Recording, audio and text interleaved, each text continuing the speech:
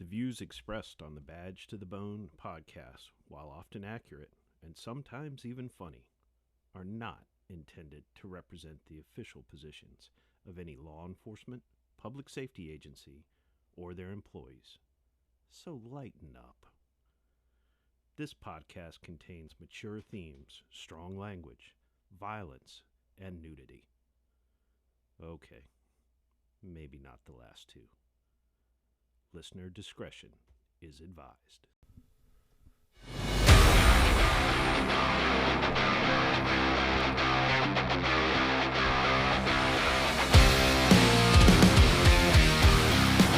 Welcome to Badge to the Bone podcast. I'm Denny. I'm Al. And we are here with yet another episode. So I think, as always, we have lots to talk about, Al. Yes, we do. All right, so let's go ahead and jump right on in.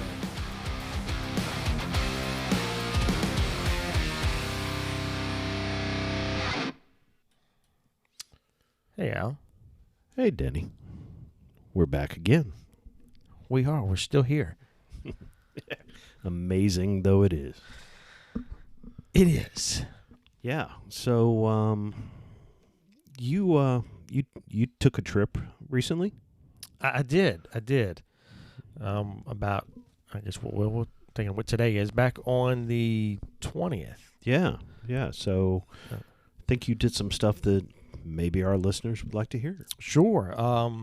So short story long, I had a lady reach out to me, Diane Sherwood, and she is with Remember Rally, which is a nonprofit organization out in Minnesota for military and first responders. So, and it really just started, she reached out to me kind of to pick my brain on some, stuff. So what'd she do with the rest of the time?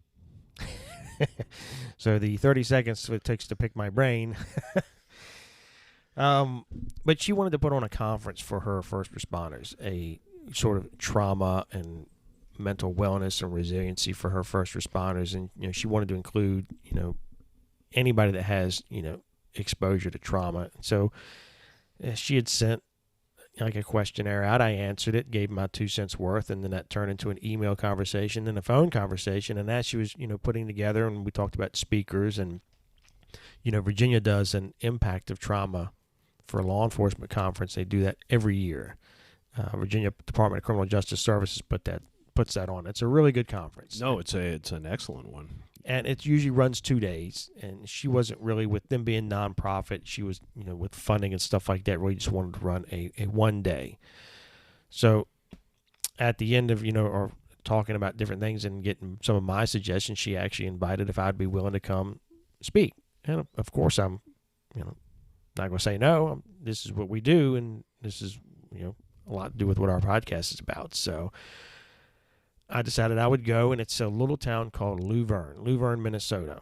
Most of you probably don't know where it is. I had no clue. I had to look it up, and it is like southwest Minnesota. It is just east of Sioux Falls, South Dakota, like 30 minutes.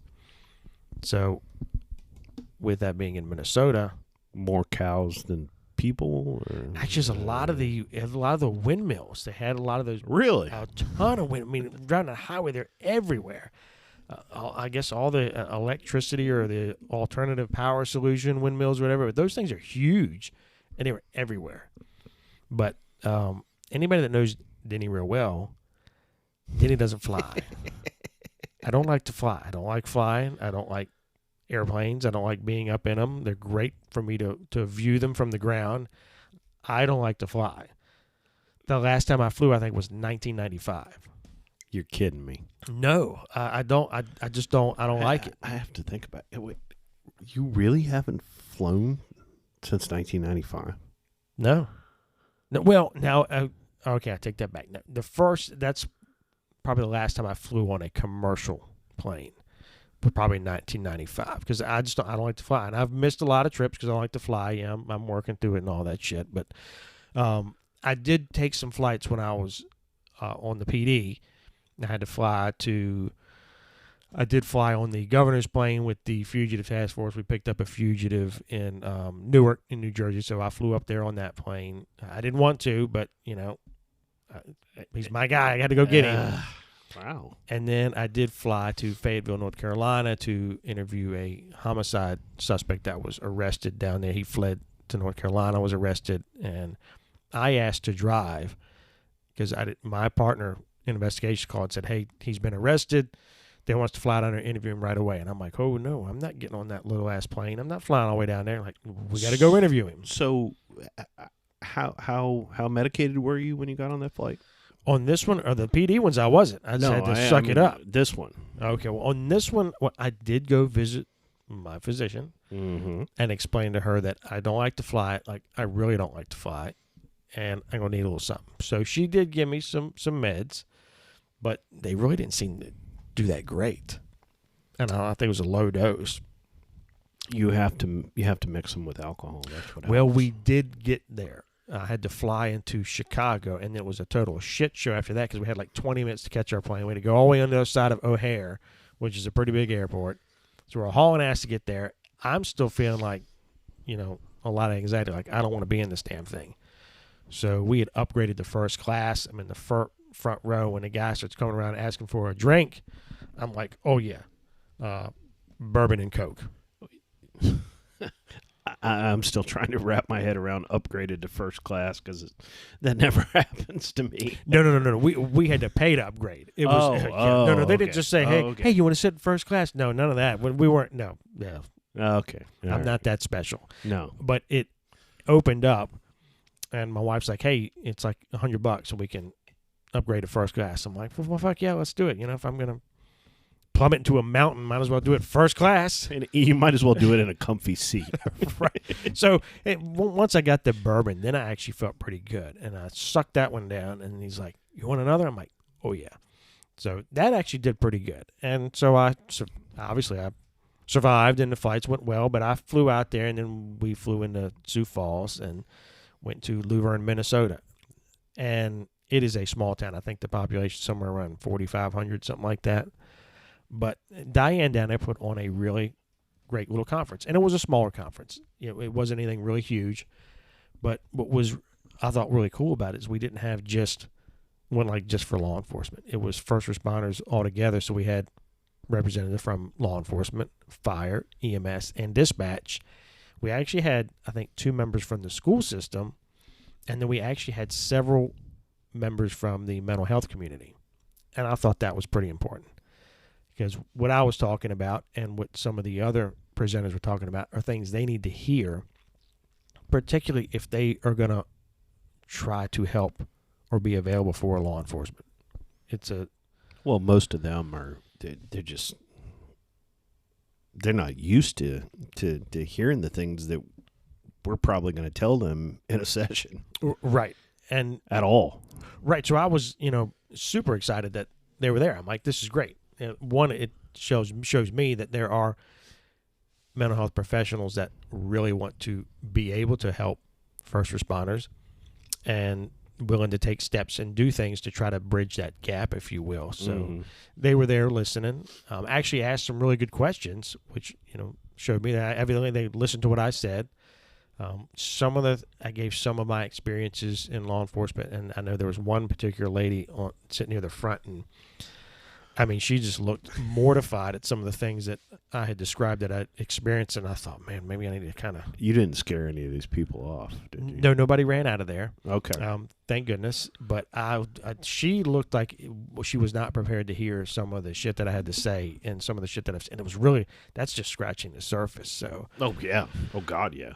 But there was another lady there that was with mental health, and she approached me after. She had a really good question about, how do they gain the trust of law enforcement? And we talked about that a little bit, and I think we probably should approach it if we can ever get our one guest. We've been trying for a while. Yeah. Dive into that. But that was a good question, and she talked to me for a few minutes. I actually said she listens to the podcast. That alone is impressive. From Minnesota. Wow. So hopefully, she said she's listened to all the episodes. I can only think that she's listened to this one. Thank you. Thank you very much. Remember speaking with you, and thank you for your questions and speaking with me. That was really awesome. But it was just a great little conference. Again, it was very small, but everybody seemed really engaged, and the presenters that we had were really awesome. And for me, it was just humbling to be with that group because they were really great presenters, and what they had to say and what they presented and talked about, I thought was outstanding. And it just kind of humbled me to be able to be in the class of those individuals that were just fantastic, great speakers. And I'm hoping to get them on the podcast here. No, that would be wonderful. I mean, they sound like, a group that really, if we can help them get their message out there.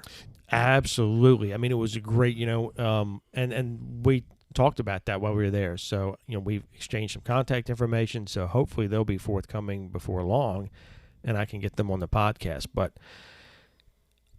good conference. And I would say if you get a moment, go to rememberrally.com. Go to that website. It's a nonprofit. They're working on building a memorial for their first responders and for their military, but it's a good organization and they definitely need funding. It would be great if you go in and whatever you can donate, give a little donation, help them out. I know it's not local to our area here, but it's a great community. No, it sounds like, that they're doing it for everyone. They're not just doing it for Minnesota. Absolutely. Absolutely. And we will definitely get that up on our social media for people to check out. And like you said, hopefully give them a little donation or spread their message for them. Yeah, no doubt. Check it out. This is what we do is not just for our local area here or our state. We want to be able to reach out and branch out and reach, far and wide. So check out rememberrally.com. Luverne, Minnesota, thank you for having me. Fantastic town. I actually will probably come back and visit again. We had a great time there, and it was definitely a good trip. And thank you for everybody that was at the conference and for all the presenters. We will be talking soon. So awesome trip, though. Well, that's great. You're almost like a celebrity now. No, not even close. Not even close. So that was in Minnesota. So yes, sir. But we are going to talk a little more locally tonight, are we not? Yeah, because we're going to air out some shit right now. This is going to be where the feelings get hurt. There may be some, and you know what? I'm going to call out some names on this one. We're going to call some people out, and whether they're listening or not, or whether their supporters are listening, I'm sorry. It's not right. It's messed up, and so hold on to your ass. So, because we're coming out swinging. Where are we going to start? Which one do you want to start with? Because we got a bit of a list going here. And that's a problem right there when you're saying, which one do we want to start with? Why is it more than one? It shouldn't be more than freaking one. It shouldn't be even one. It shouldn't be any, but here we sit in 2023 where we are everybody's favorite punching bag. Okay, so let's start with Richmond, Virginia. Okay. There you are. If you're from Richmond, we're calling it out right now. Let's start with that one because they just got the verdict in. So let me recap this a little bit, please. This was a little over a year ago. We had an officer in the city, and this officer, and I'm going to name him because his name is in the press. Yep. So yep. Not giving away any sort of secrets or anything. Nope. Everything's been pretty much released on the news. Right. So this is Officer Richard Johnson, and he was responding to a burglary in progress. Correct.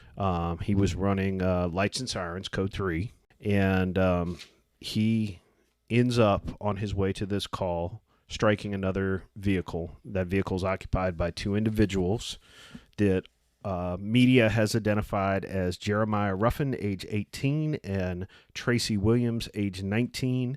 Mr. Ruffin was driving the other vehicle, but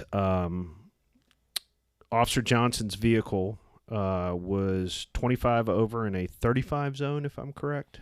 Yeah, he was 59 in a 35, so 24 over. 24 over, sorry. And the Mr. Ruffin's vehicle was 7 over. It was also 35 zone. Correct. And Mr. Ruffin and Ms. Williams are ejected from the vehicle, and they die at the scene. Correct. And ultimately, Officer Johnson is criminally charged with 2 counts of involuntary manslaughter. And as of this past week, he was convicted on both counts. Yep. You got it. Needless to say, that has made quite an impression on the area law enforcement community. Absolutely. And you know, I'm going to, anytime there's loss of life, it's tragic. It doesn't matter who it is. Loss of life is tragic regardless. And we get that. But it doesn't mean that. No, and let's, again, I'm gonna say this again. These 2 kids, and that's what they were. They were kids. Yes. These 2 kids did not deserve to die.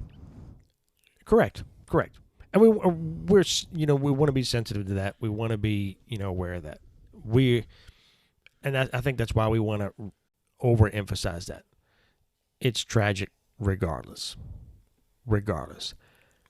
But just because there is a tragedy doesn't mean we have to reach out and find someone to blame. And that's exactly what's going on. And it's falling on the shoulders of law enforcement. Well, and you say reach out and find someone to blame. Well, I'm a little torn here. So, okay. So you and I have talked about this off air. We have. And we've knocked this one around a little bit. There's a distinction, and as we go forward, this is going to be clear, I think. There's a distinction between that officer needs to be accountable. Sure. And that officer needs to be accountable criminally.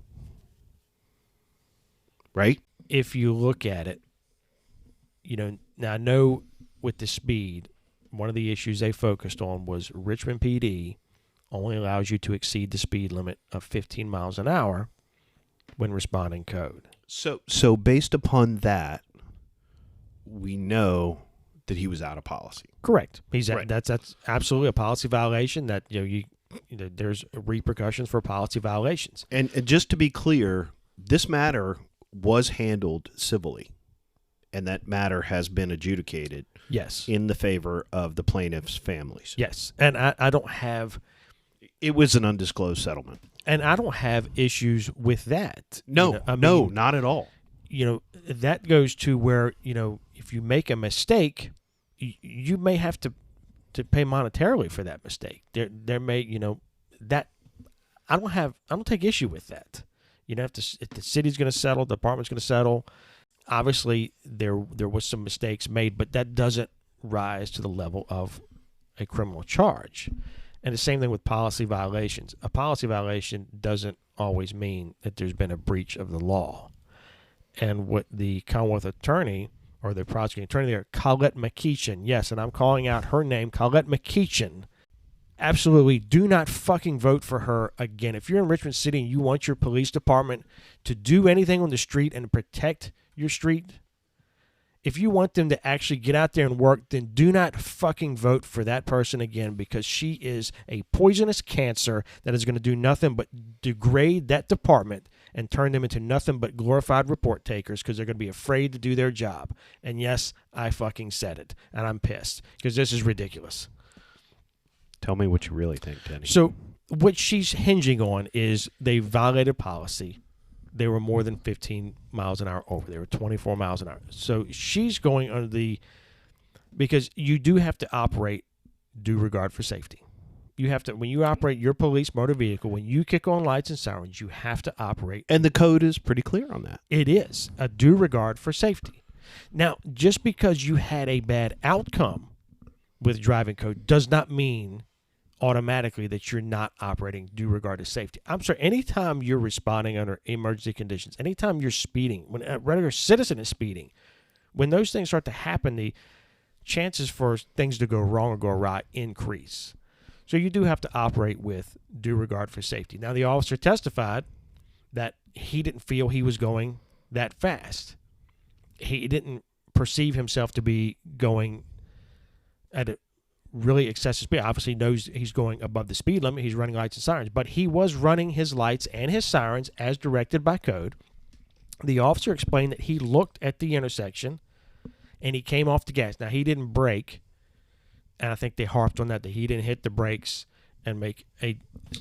Oh, but he did come off the gas, and he looked and saw no car coming. And again, he's responsible for clearing that intersection, right? Yes. And the code is pretty clear on that. Sure.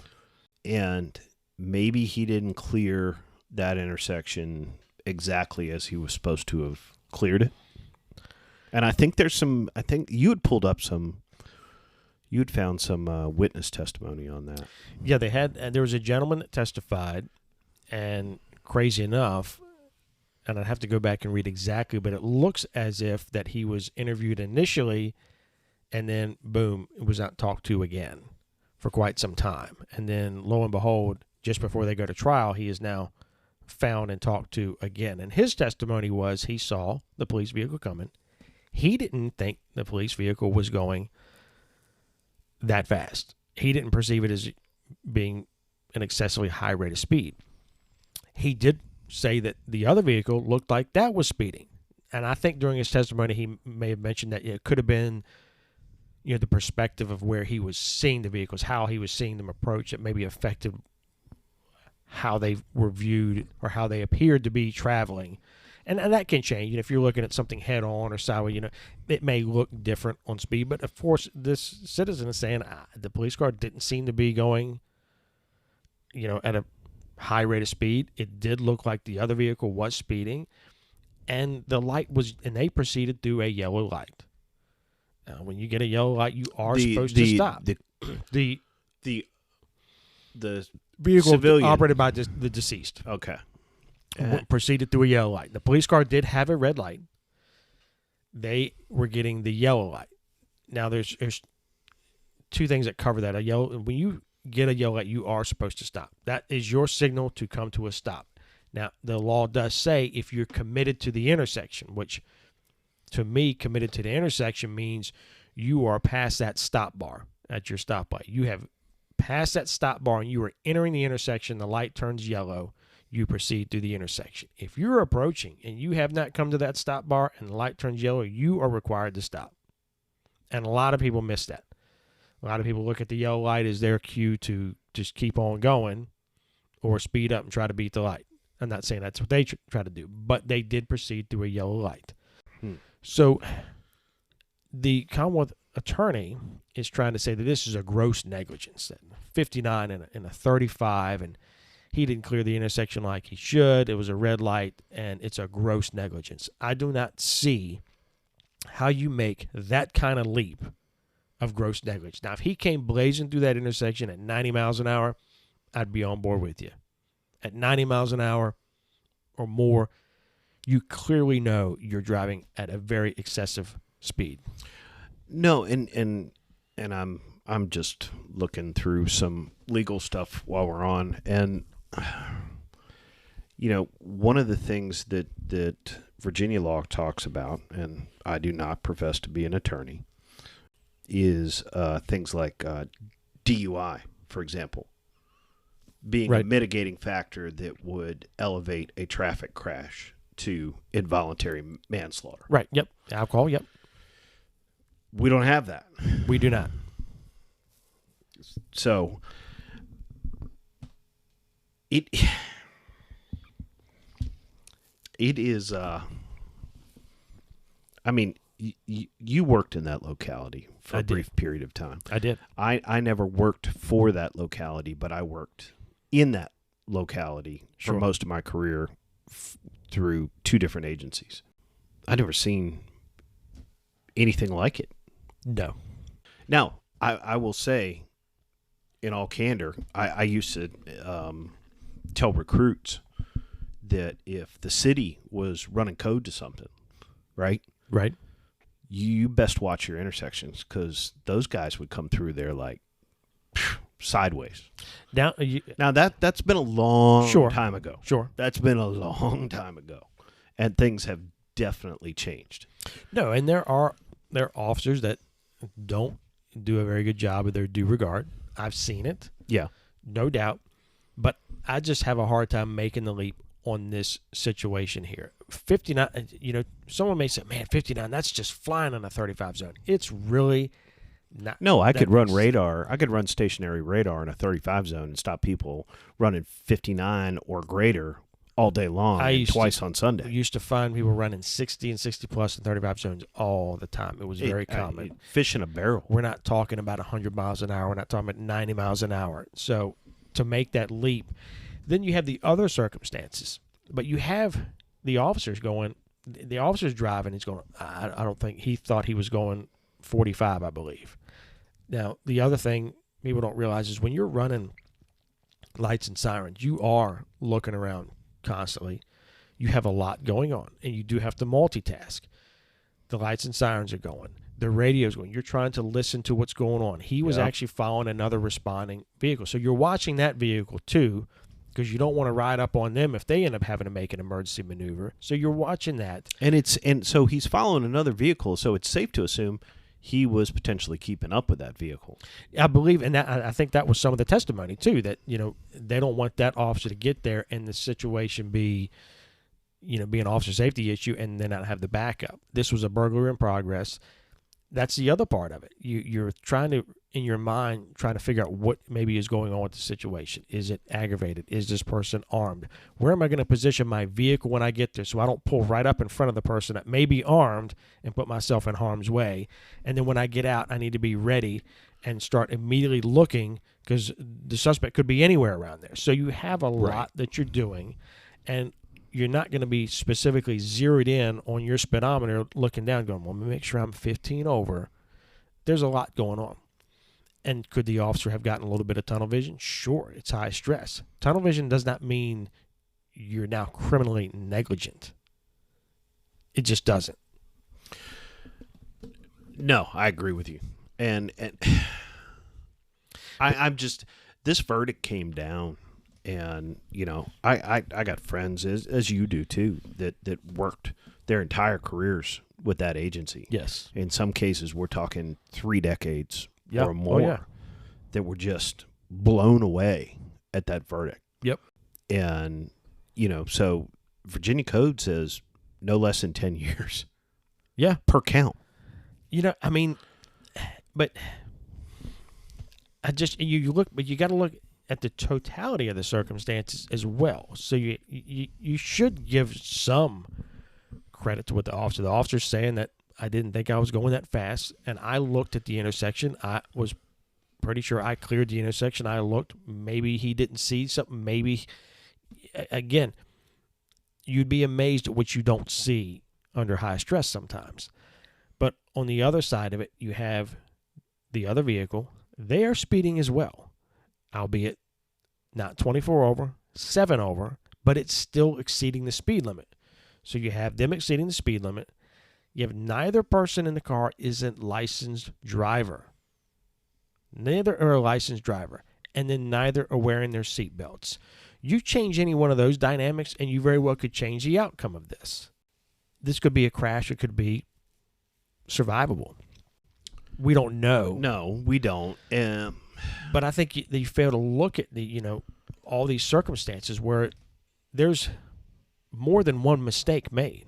If you want to say the officer made a mistake, he didn't clear the intersection like he should have, and he was going faster than he should have been. And I'm going to give an opinion that's not going to necessarily be popular, even in some of our circles. I think the officer did make a mistake. Okay, and I'm okay. I do. I think the officer made a mistake. But I won't argue that. But that officer, I will venture a guess, made a mistake that pretty much any of us that have been on the job for any significant period of time have made. Yes. Yeah. Oh, absolutely. That perhaps we did drive too fast for the conditions. perhaps we paid attention to A and B but not C, or A and C and not B. These things happen with human beings. Absolutely. But it doesn't mean you're negligent. Yes, some mistakes could be negligent. Well, in a civil standard, negligence is... Well, and I'm not going on a civil standard. You make a mistake. You didn't clear the intersection as thoroughly as you should have because it was high stress and you were running 100. Is he? Then yes, the city is liable for that. Well, yeah, okay. and I'm going to sit here and go, I think that 100% he's civilly liable. Yeah, and I don't know. I don't have an issue with. I don't know how we dispute that. I don't think you can, and I'm with you on that. Civil liability is very different. It's a much lower standard. But to go that this person is negligent, is grossly negligent. Well, and that we've just gone from we've turned the amps up to 11. Yes. And now this guy's looking at nothing less than 10 years. And I'm going to be really cynical here and say he probably gets that or most of it to serve. Yeah, unless you get a judge that steps in and tries to, do something to tone that down. Or unless he goes, I'm sure he'll appeal it, and we can only hope that maybe an appellate court will look at it and go, no, look, it's a bad situation. It is a tragedy, no doubt. But it's a series of mistakes that happen. I mean, if we're going to commit, we're going to go, we'll go ahead and check the box. Officer made a mistake. He's going a little faster than he should have been going. And maybe he didn't, I don't know for sure. I can't say, I don't know what he saw through his eyes. But maybe he didn't do as clean of a job of clearing that intersection before he proceeded through. So you have some mistakes. The other car made mistakes as well. They're proceeding on the yellow. They are speeding as well. Nobody is wearing a seatbelt.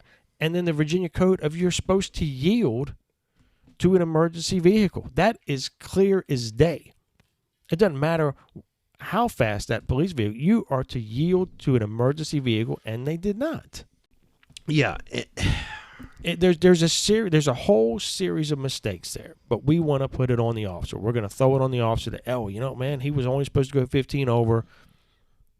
We're gonna charge him, and I think a lot of it has to do with the anti-police rhetoric that people are jumping on, and then which let's be honest, Richmond has embraced. Absolutely. Oh, absolutely embraced. Absolutely embraced, and they are fully on board with anti-cop, anti-police, and you're going to see your department continuing to degrade because of that. And then now you have a prosecutor who's evidently on the anti-police, but I think it's political. That's political stock for her.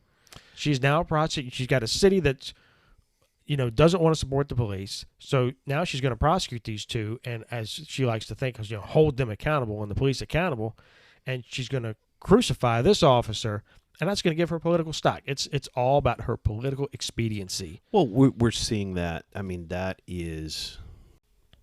we're seeing that all over the country. You're right. And Richmond is not the only ones that are experiencing that. Unfortunately, that's just the local one we are experiencing now. Before we went on air, I pulled up the situation with DA Gascon, Los Angeles County. And he is revisiting a case from 2020 where two officers shot a guy that was going for a gun that turned out to be an air rifle on a traffic stop. Because you can tell exactly what it is. Yeah, because it's not like an air rifle or, like, God forbid, an airsoft. Right. Looks like a real gun because they fucking do. Oh yeah, yes. And they look the shit. And ended up getting shot and killed. And I've gone back. I've watched that, and that was a good shoot. I thought. Again, I'm not an attorney, but I thought that was a good shoot. Well, now we're going to nitpick everything. This wasn't even nitpicking. This had already, gotten cleared. Right. And he's bringing this back 3 years later. Well, and that's, now we're going to go and we're going to completely, fine-tooth comb go through these things and Monday morning quarterback and hindsight 2020 and find incidents where we don't like the outcome, and we're going to try to make police officers pay. We're going to try to punish them when it is. We're seeing in some cases, and I think it's come up just in the last week's news cycle with Chicago again. Yep. With their DA. Yep. It is an ongoing matter with Alvin Bragg in Manhattan with the, and again, I don't care what your politics are. Okay. My politics are complicated.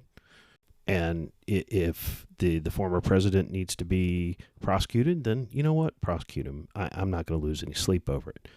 However, if you're doing this, contorting yourself into, legal pretzels to make this case happen, make it a felony, but you're not prosecuting the guy robbing the corner convenience store, right? Or right. hitting the NYPD officer upside the head with a bottle, right? Then I'm sorry, I can't take you seriously. No, I take issue with that as well. Again, I'm the same way. And if you want to prosecute Trump, if he's made a violation, if he's violated, I won't lose any sleep over it. Whatever. Go. But you better be doing you better be doing your core job at the same time. Oh, exactly right. You want to go after him, fine. He committed an offense, fine. Be that as it may.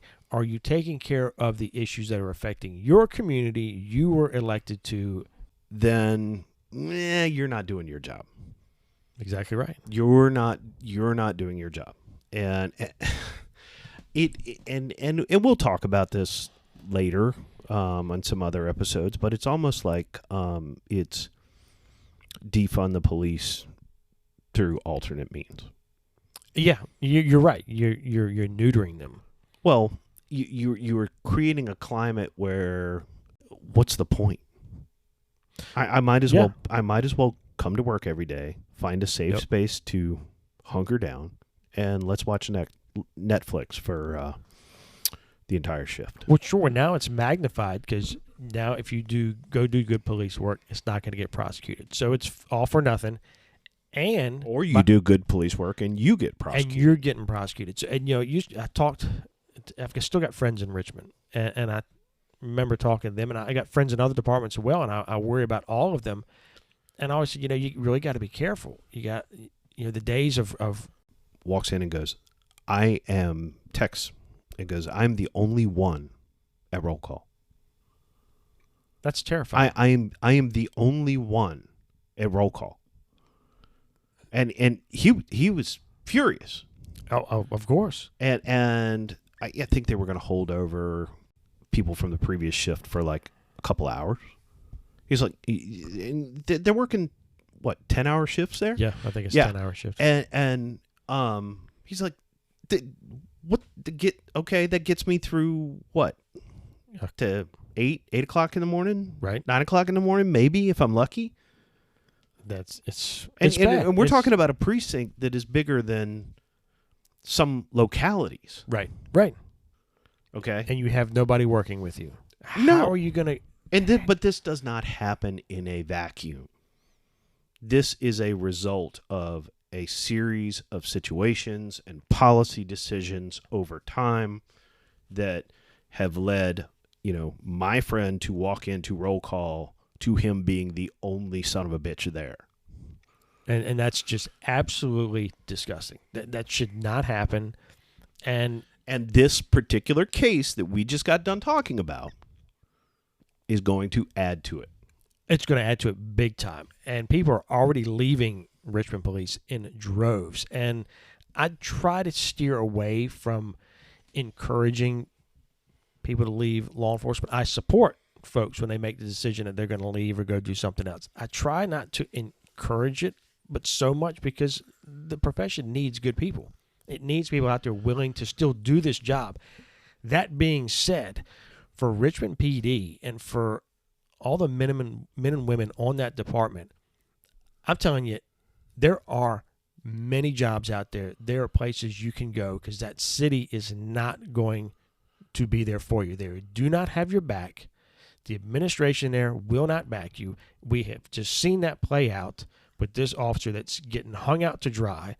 And by and large, though, I don't think there's a lot of people in the city that particularly are particularly concerned about it. I don't think so either. Now, they are when they call RPD and they can't get somebody to come out and address the fact that their tool shed was broken into. Right. Then they're angry. But other than that, this is fine. Well, I feel like when you're going to work in the city now, it's a game of Russian roulette, because now it's not a matter of, well, I can just kind of hang tight and just respond to my report calls and take my reports, because that's what it's gonna happen. Officers are just gonna focus on, let me just handle my report calls. But you don't know what you're gonna get sent to. You don't get to pick and choose what you go to.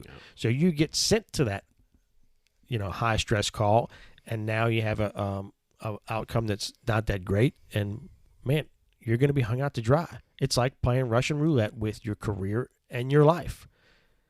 It could ruin your career and your life. Any given incident has the potential to completely bury. Do you remember? Hang you out to dry. There were so many incidents in 2020 where because we had basically 90 days of rioting in the city, and there was an incident. You remember this one where window gets smashed on a Richmond car, and there's people on all sides, and suddenly there's a gap in the front, and the officer drives forward, and he slightly clips this protester's bike. I think I do remember this. And the mayor was online in the press, not even 24 hours. It might not have even been a couple hours. And we're going to get to the bottom of this, and this officer is going to be accountable. Yep, I remember that.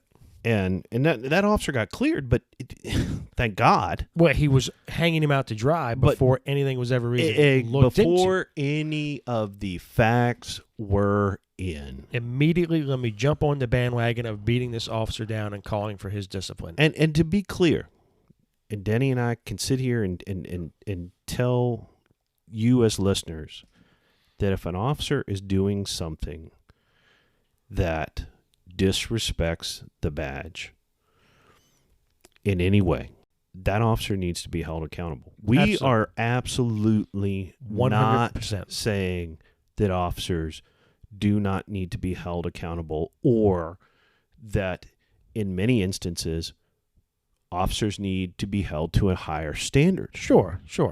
But this has to be tempered with reason. Reason. That is the key right there, my friend.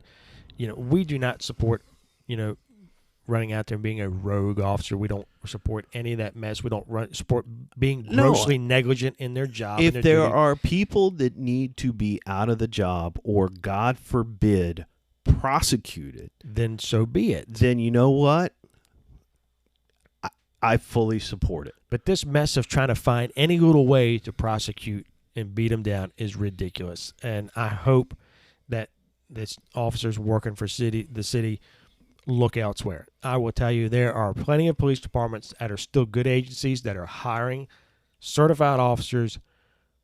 Go check it out. They will probably pay you more. They will treat you better, and you will be much better off if you have to face any adversity in one of those locations in the city. You will fare much better.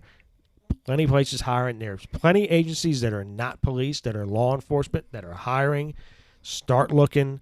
Get out of that agency. And I hate to say that. So do I. Because, again, I never worked for that agency. I did, and I hate to say that. I've got good friends there. I've had some good supervisors there. But I am genuinely concerned about the folks that I know that work there, and even the folks that I don't know that work there. Yeah. Who is the next that's going to be taken down and hung out to dry? I never worked there or for that agency, but I worked in the city most of my career. Yep. For other agencies, and because it is a melting pot law enforcement environment. There's multiple agencies that do work. That's the right. City of Richmond. You know, I have fond memories of policing in the city, and then of course I was born and raised in the city. Right. I mean, that's your hometown. That is my home, and the city. I mean, the city, not the outskirts, not the suburbs, the city. Yeah, is for good or for ill home. I know, and I hate to see.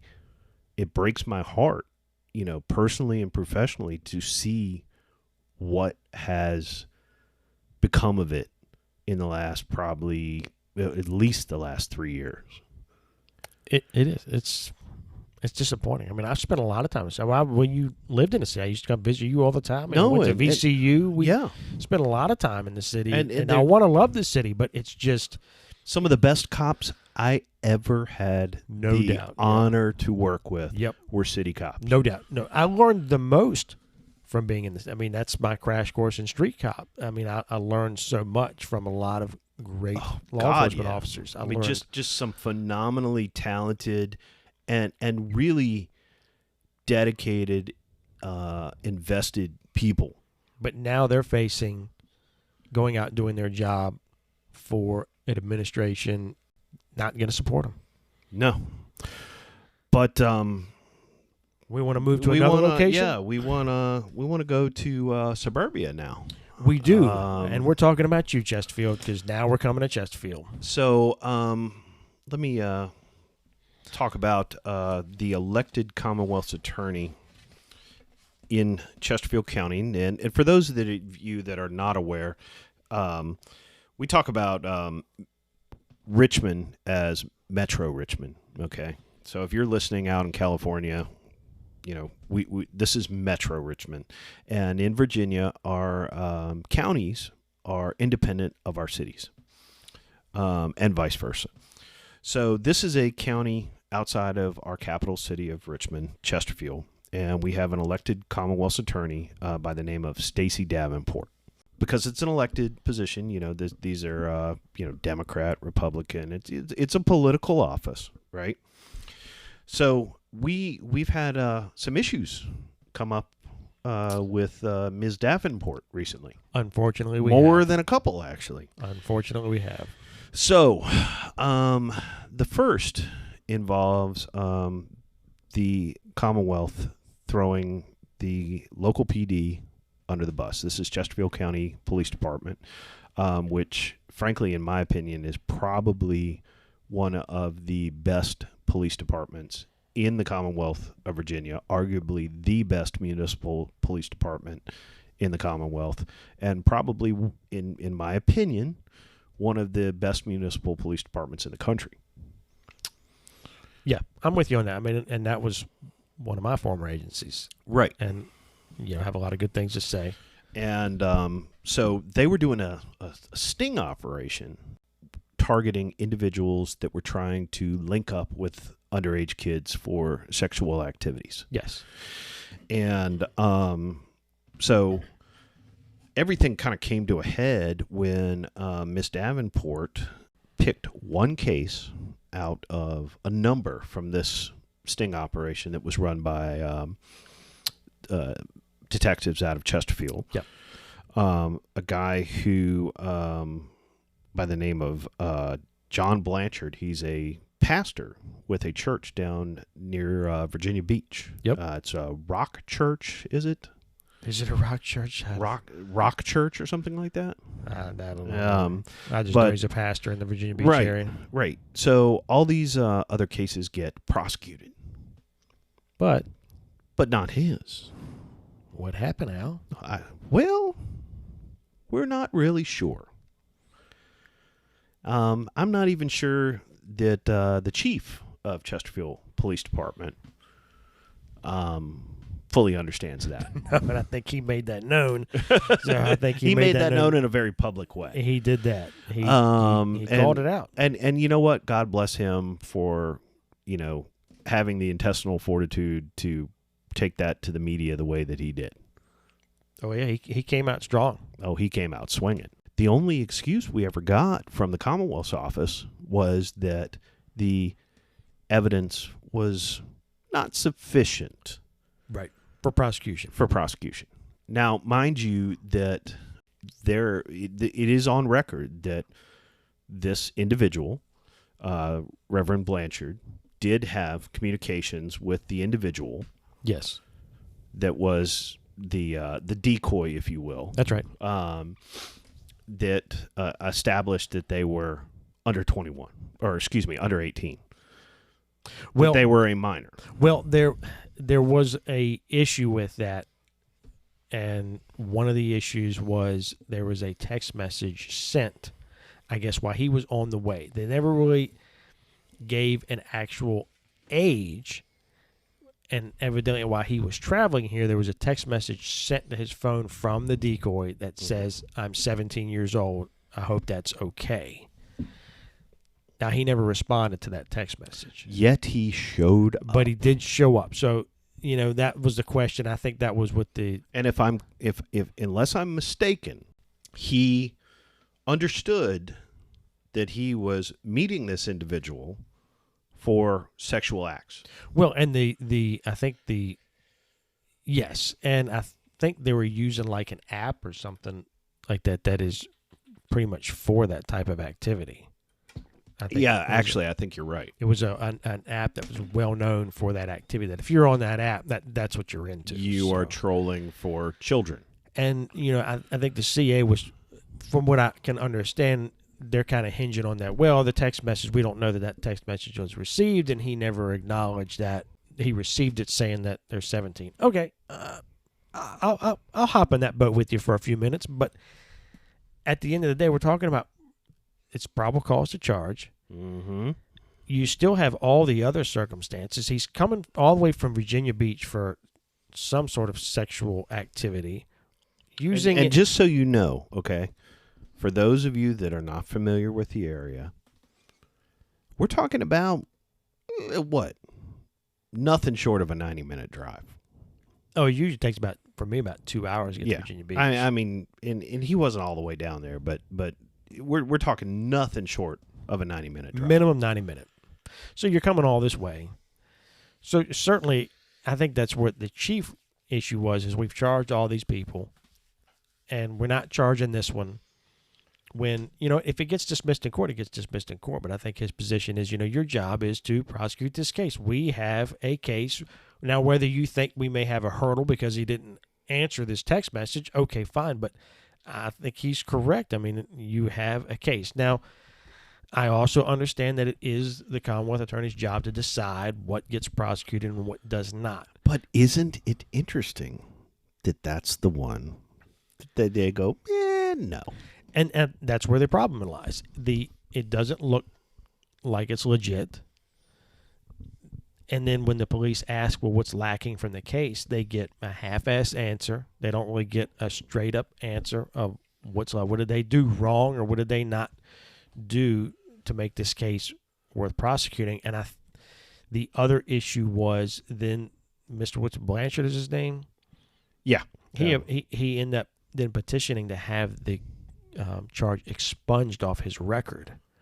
So I think that was another that really stuck in the chief's craw, that now I've got this guy who's driving all the way up here from Virginia Beach area to my community to solicit sex from minors. We've arrested him, we've charged him, they've declined to prosecute. Now they're going to allow him to expunge his record. No. And I'm sorry, I will also say this, and for those that may not be in law enforcement, the first time you're caught ain't the first time you did it.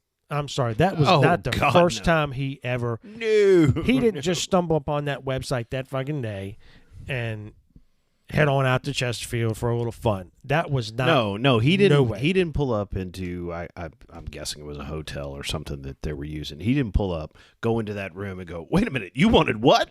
I had what? Right. This is not what I thought." And he didn't wake up that day and go, No. "Oh, let me check this site out, see what this is." No, this is not for a second. he has. Not for a I'm second. sure there are many incidents he's just not been charged, and none of the person. Well, I don't know. Do I have any evidence of that? No, but.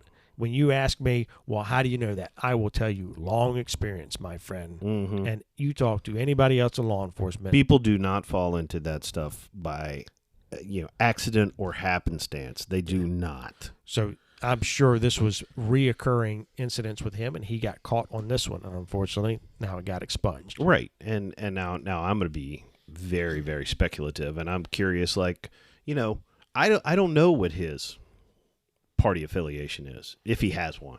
Yeah, I don't know how he donates his money. Right? Right. I don't. Right. But it sure does make me mighty curious.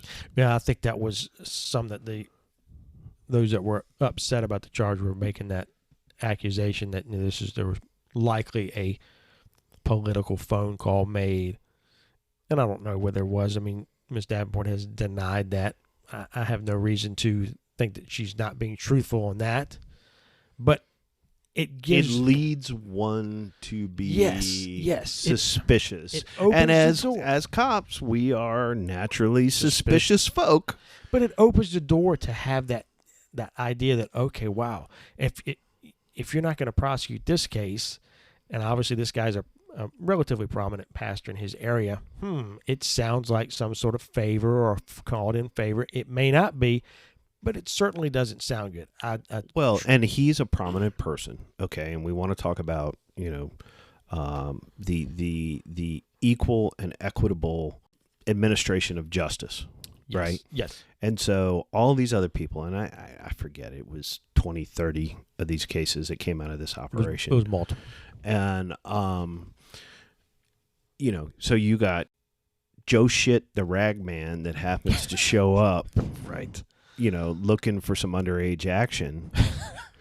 Right. And now he's cooling his heels in the county minimally, maybe DOC at this point. And he goes skipping off into the sunset. Yeah. I just feel like if you have all those dynamics going on, even if you think, man, this is probably going to get tossed. Oh, I'm gonna throw it out there and let the judge or the jury decide it. Yeah, that needs to come in the courtroom, because that then eliminates anybody's notion that there was some favor done or there was some phone call made or some political influence. It eliminates that altogether, and then you have, at least it goes before court. And if it's dismissed, you don't have that contention with the PD now. Well, we prosecuted it. You brought it. We told you that we didn't think it was going to go through because of this or that. Well, but we brought it, and it was dismissed, but we gave it a try. So you at least maintain that work relationship. You used the word contention. And as we go forward... Yeah, there's more. Wait, there's more. And we're staying in Chesterfield. God. All right. So, go fast forward to just the past week. Yes. And so in Virginia, most localities, every locality by our state constitution must have a sheriff's office. Yes. But that does not mean that the sheriff's office is a full-service sheriff's office in that they offer patrol services or investigatory services. So in Chesterfield, the sheriff's office is in charge of the jail, the courts, and civil process. Right. They have the same authority as the PD, but that's just what they do. There's a delineation of job functions. So one of the deputies in the county had a negligent discharge of his firearm at his private residence. And I say negligent discharge because that's what it was. It is. You know, That's what it was. They carry Glock firearms, and this was his personal. I don't know what weapon it was though. This was a personal weapon. Was it? That's oh, then you that's have some what information I don't have. That's what I understand. It was his personal weapon. Oh, that he was cleaning supposedly. Okay. And Point being though is it's still a negligent discharge. that shit should not happen. Right, and that's why we don't call it an accidental discharge. It is negligent because you weren't negligent. You didn't clear your weapon like you're supposed to. So he cracks off a round in a private residence, I believe, and you went and did a little bit of additional digging on this. I did. Not the round did not go in the direction of any people, or And that's what I understand. He actually rents a room, is how I understand it. Rents a room at a house and fired around and went into the wall. He then calls. Did it go through the wall? I don't believe so. Okay. I don't believe so. He then calls police department to report that he fired off a round. And the police respond and talk to him, interview him, and look into it. Because that's what his policy would likely dictate. That if he has an ND, even if it's off duty, he's to notify the locality of record, the PD for the locality of record. Right. And whether I don't know what his notification was internally, but probably make a notification internally to his agency as well. That would be pretty standard for the profession. But in this case, at some point, the police department reaches out to the Commonwealth Attorney to get their opinion on it. And the Commonwealth Attorney, Stacey Davenport, decides she's going to charge him. And she is charging him with reckless handling of a That's firearm, which is a Class 1 misdemeanor. Class 1 misdemeanor. Which in Virginia means that it is punishable by up to 12 months in jail or up to a $2,500 fine, or both. Yeah, it could carry jail time. So when I was on PD, we went to several negligent discharge calls. I can't ever remember making a criminal charge unless somebody was injured. Anytime we had no injury. So if I'm like cowboy twirling my Glock in the middle of a Walmart parking lot on a Saturday afternoon. Yeah, you get charged on that one. Yeah. But if I'm just being a jackass and I don't check the chamber before I disassemble my Glock in my house and I manage to shoot a hole in the floor, then what? And no, I can't ever remember a time where someone was charged for that. Now, I'm going to, of course, I didn't respond to every single call we ever got for that, but none that I ever responded to, or none that I was ever made aware of, was there a charge unless someone was hurt. Now, again, you're at a party and you're fooling around with your gun and you've been drinking and you're acting like a jackwagon. You crack off around and shoot somebody in the leg or shoot somebody in the arm. Yeah, you're probably going to. You're going to get charged. Yeah. You know, that clearly is reckless handling, no doubt. But to be cleaning your weapon, and you don't clear it like you should. Again, you make a mistake. You crack off a round in your room, throw a bullet into the wall. No one's injured. You're not injured. You didn't injure anybody else. Why are we charging? And I got to tell you, I've been around firearms a good portion of my life, and particularly through the police department, but discharges happen all the time. We see them on the range all the time. Hell, we had one in my precinct when I was in the city. We had a round cracked off into the floor of the precinct on Christmas Eve. Christmas Eve. Merry Christmas. Pow! Yeah. Been a big old hole in the floor, and a ricochet went up into the ceiling. Now, did he get arrested? No. We have him happen at the range. Well, in my experience, knocking on wood, saying a little prayer, that's happened once. You're fortunate. Once, well, I'm not going to go into details, but no, I got you. But once there, but by the grace of God, once. But it goes back to the whole, like we talked about on the officers charged with a crash. because you didn't check it, or you thought the gun was, you dropped the magazine, you thought the gun was empty. Does that make you negligent, or does it just make it an accident? Well, something like this happens, and it's probably going to be an IA thing. It should be. Oh, well, of course, and you're probably going to get in trouble for it. And you're probably going to get some days in the street. Yeah, sure. And yeah, that's fair. That's fair. Do you need days in jail over that? Oh, do you need months in jail? Well, right. I mean, you could receive that. Well, but there's a variable, Denny. Wait, there's more. There is a variable. Wait, haven't there's touched on. more. This gets better and better. So, and this is where Denny and I got particularly upset. This didn't just materialize out of whole cloth. No, it did not. This was, as we like to say, an opportunity for Miss Davenport. Why might she want an opportunity? So it would seem that there was a lot of, as you can imagine, political fallout over the situation with this pastor. So much so that we had a prominent member of our General Assembly, Delegate Tim Anderson, he got involved, who was really taking her to task in the media, on social media, to such an extent that he was actually contemplating a run for her job. I remember. Yep. And a friend of this program, Jeff Katz, who has a prominent radio show in our area on WRVA 1140 AM and 96.1 FM. She won't go. She won't go on his show because she's like, I got meetings. Do you have I got meetings all day. Well, what about tomorrow? I got meetings that day too.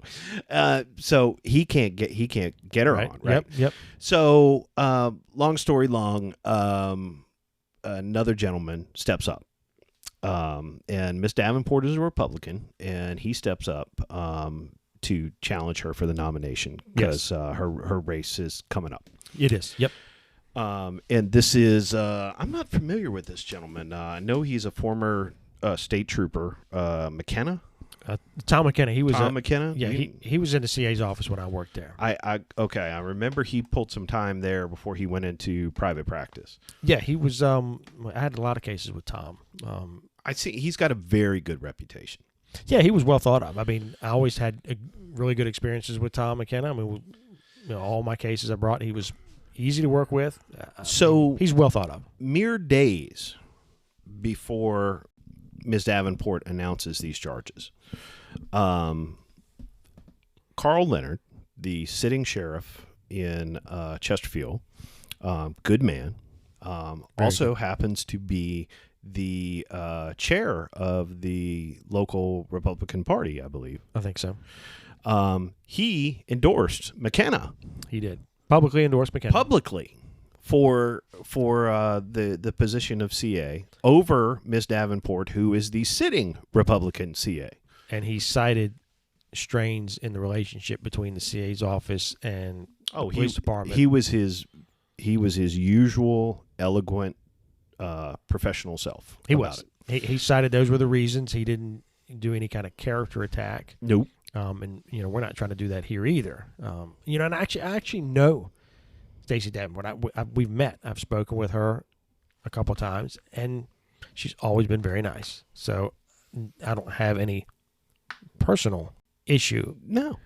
Professionally, I have an issue.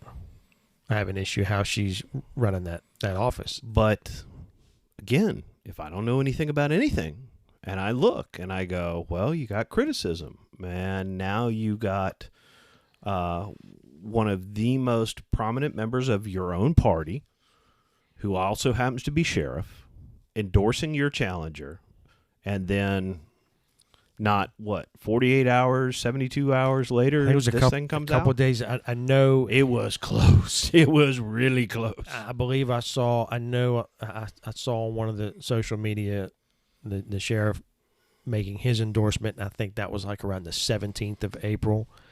And then the news article on the officer being charged was on the 22nd of April. So I'm sure, that incident was obviously before the media got hold of it. So, yeah, within days of the sheriff announcing that he is supporting her competitor and another candidate, boom, now you have a deputy being charged, reckless handling of a firearm in his residence, nobody injured.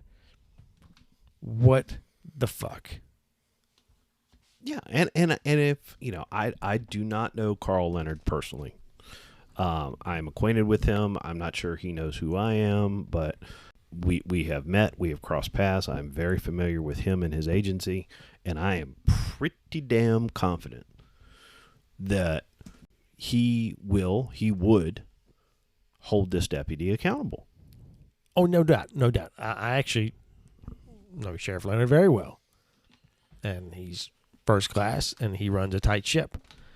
So no doubt that deputy's going to receive disciplinary action, and so he should. And so anytime we've had negligent discharge with an officer or anything like that, you're going to get dinged. But is it criminal? Are you criminally negligent? Well, if there were some more circumstances, again, he's in there drinking and carrying on and partying with some friends over and showing off his pistol and winging around, and then he fires off and he nicks somebody or shoots somebody in the leg or anything like that and injures a person, then you are acting reckless with that. You sitting in your room by yourself to clean your gun and you don't empty the round out the chamber or don't clear the gun properly and it fires off around, that's not criminal. Yeah, well, give me a break. I will call you a moron to your face. Absolutely. But the you're not. It's not criminal negligence. That's absolutely just ridiculous. It's just nonsense. We had a conversation offline, you and I, about wouldn't it be interesting to FOIA the county's calls for accidental / negligent discharges. Yep. And find out how many were actually prosecuted. And I'm going to pretty much bet even money that in excess of 90% of them are not criminally prosecuted. Oh, yeah. Oh, no, I'm with you. And, not that there's that many to begin with. And, but there's enough. And I did some checking. I can only do so much checking, but I still have some sources here and there. But one of the things I wanted to make sure before we even brought it up was, is there something I'm missing out of this? Is there an aggravating circumstance in there? Is there something that we don't know? Was he twirling this gun around and because using drugs or alcohol or something crazy? We wanted to make sure, to the best of our ability, we were doing our due diligence. Right, because, and I don't need to know the details. That was just my question. Is there something that I'm missing on this case? Is it not as cut and dry as it sounds? And what I got was, we ain't missing shit. It's exactly cut and dry like we think. So we're not missing anything on it. There's no other circumstances, no other aggravating circumstances on it. That's what we told you occurred is what occurred. And now this deputy's getting criminally charged with a Class 1 misdemeanor. That's just bullshit. And so one of the reasons that we wanted to talk about this, in this incident in particular, was, obviously we got this political beef between elected officials. Yep. There's clearly, well, I won't say there's clearly, but there's more than likely some personality conflicts. There's definitely some political conflicts. And now we seemingly have an official that has decided that the circumstances are such that it provides an opportunity to use a sworn member of law enforcement as a pawn for political advantage, a cudgel, if you will, against a political opponent, and fuck them and their life and anything about them. Yeah. And sadly, this is not the first time that we've seen this happen to a member of law enforcement. No, it's bad. It's just unfortunate we're starting to experience it in this area. And, for anybody that's... we haven't even touched the county to the north. Right, jeez. So, and for any officers that are on Chesterfield, on that department, if you live in the county, it's time to make a change when you go to the ballot box. It's time to make a change.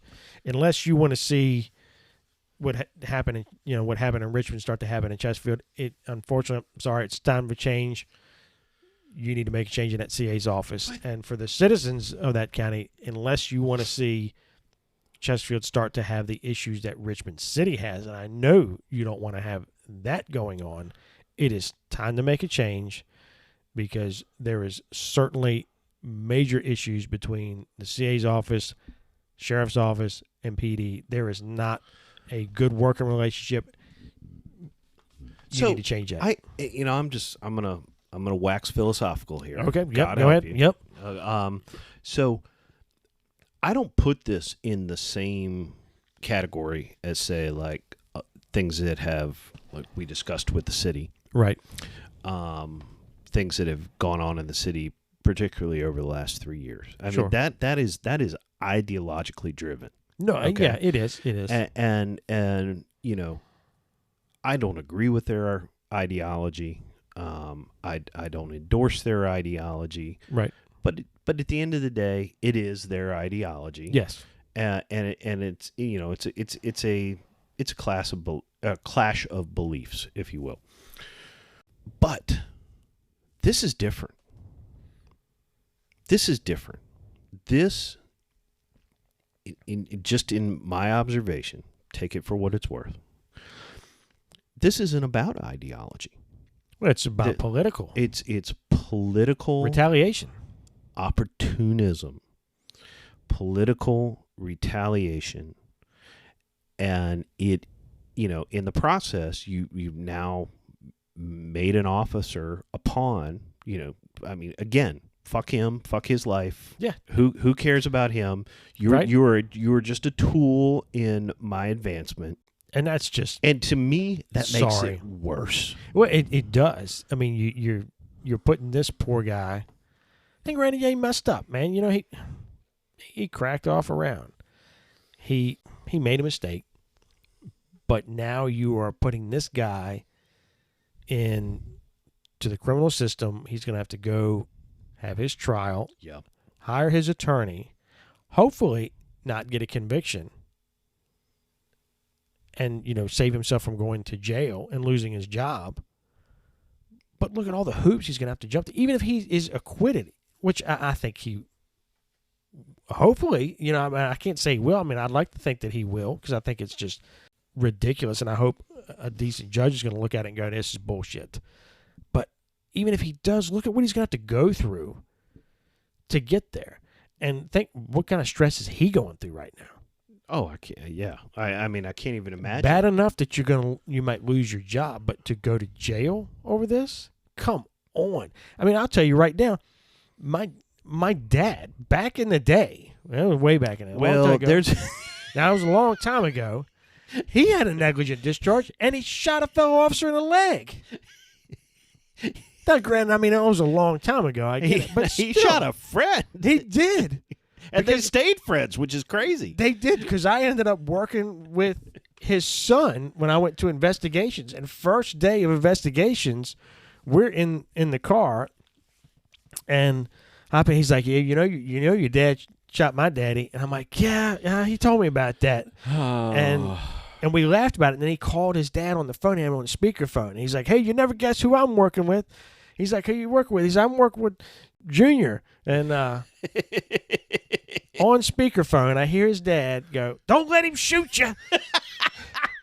And to this day, we laugh about that anytime I see him. And it's been a while. And you think about it. Joke about that. In the moment, that was probably horrifying. Well, actually, it was. I mean, he got hit in the leg, and he was evidently bleeding out like crazy. I'm sure. And I think it was actually close. I'm sure your dad got his ass handed to him by the department. Oh, I'm sure that the chief then came down on him pretty hard. But I don't remember what he got, but he didn't get arrested. And like I said, no, he didn't. He didn't. He didn't get arrested. So, come on. And he ended up having, a full, phenomenal, lengthy career. He did, even after he shot somebody in the leg. Well, but now we didn't touch on this, and I will touch on the PD's response to this, because I do have the question: why are we calling the CA's office on a misdemeanor charge? This is a misdemeanor at most. You're there. So you're going to have to explain that to the listeners a little more. Why? Like, I understand what you're saying, but again, we get people on here that they're listening and they don't necessarily know what is common procedure. So what do you mean? So common procedure, on a particular, we'll stay with misdemeanor offense. On a misdemeanor offense, an officer has officer discretion. They can charge or they cannot charge. And typically, if it's a misdemeanor that the officer didn't witness, they can't make an on-scene arrest. They got to go back and get a warrant for that. And there's certain exceptions. There are certain misdemeanors that they can make an on-scene arrest for if they didn't observe it. We're not going to get into all that because we're not going to get into legal jargon and Virginia code. But however, on this situation, it's a misdemeanor offense. The investigating officer has the ability to decide whether this should be charged or not. Now, given the circumstances that it is a deputy, a member of another agency, I guarantee they called for a supervisor. Guarantee it. I worked there. I know the agency. They called a supervisor. And I am pretty confident a supervisor responded. So the supervisor would have made that call on whether we're going to go get a warrant and charge this individual. The other option you do have is you can call the Commonwealth Attorney's Office. And lots of times in investigations, we would consult with the Commonwealth Attorney on larger cases, homicide cases, high-profile cases.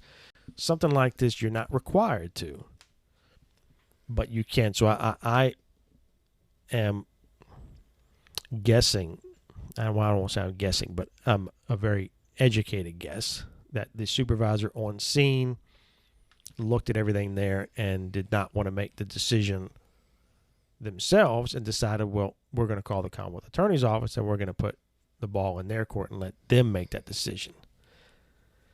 And I'm not good with that. That's, again, unless there's an aggravating circumstance to it, that should have been a pretty easy call for a supervisor on scene to make, to go, we're going to take the report on it. We'll notify the sheriff's office that we came here, we investigated it. This is what the statement that they made, and you file the report and you're done. But why they decided to push it further by calling a Commonwealth Attorney's Office, I'm not sure. And I on that end, I think part of that ball was dropped by whoever that supervisor was. It sounds a little bit like I'm going to cover my ass and pass the buck. Well, yeah. I mean that's all I'll say. And well, that's exactly what it is. That's, and I don't know. It very well could have gone, to the next level supervision that would have been working that night. So I don't know but I'm pretty confident that was a supervisory decision to call the Commonwealth Attorney's Office. Don't agree with that. It's a misdemeanor offense. Do the report, make your notifications, and be done. Unless you have something aggravating in there. So I think that was no good. And now it's gone to the CA using it as their weapon. Right. And we are a show that talks heavily about the issues of mental health in law enforcement and public safety. And part of why we decided we had to get out and talk about some of these issues tonight was the fact that these are all things that impact on mental health. Oh, yeah. And we have, I think nationally, created a climate where any mistake or any violation of policy, and again, we are not arguing for a lack of accountability, not in the least. No way. You don't know if you don't know what's going to happen to you. Yeah. I mean, you could be facing prison. Yeah. You could be facing loss of your job, loss of your freedom. Well, think how these Richmond officers feel now. Right. But we are asking people in law enforcement to do things and place themselves in situations that the average person simply will not. Simply will not.